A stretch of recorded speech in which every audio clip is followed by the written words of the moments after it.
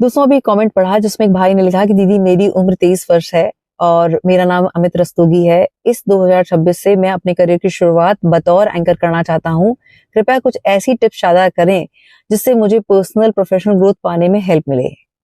सबसे पहले तो भाई बहुत बहुत शुभकामनाएं, आप एक सही ट्रैक पे हैं और व्यक्तिगत रूप में अपने करियर में जो कुछ मुझे सीखने को मिला है वही मैं आपके साथ साझा करना चाहूंगी।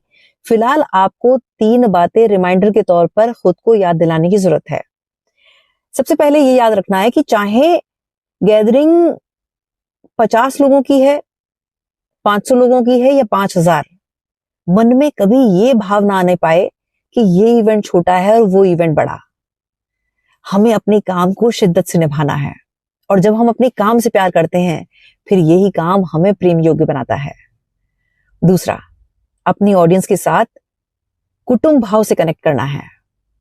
कुटुंब भाव का मतलब हुआ कि मैं सबका और सब मेरे। जब हम इस पवित्र भाव के साथ लोगों से कनेक्ट करते हैं फिर वही एनर्जी वहां तक पहुंचती है और वो एक स्ट्रॉन्ग बॉन्ड क्रिएट करती है और इसलिए कहा जाता है कि energy speaks louder than words.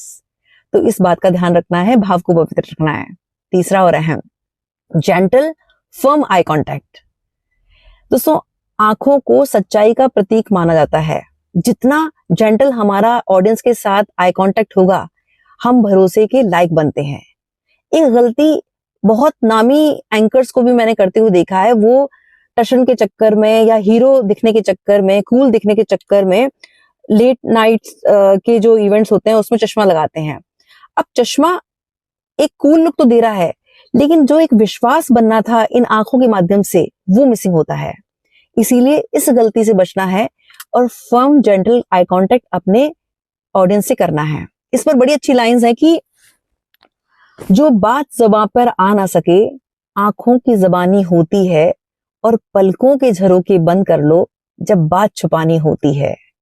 एक बार गिरे फिर उठे नजर जब बात बनानी होती है।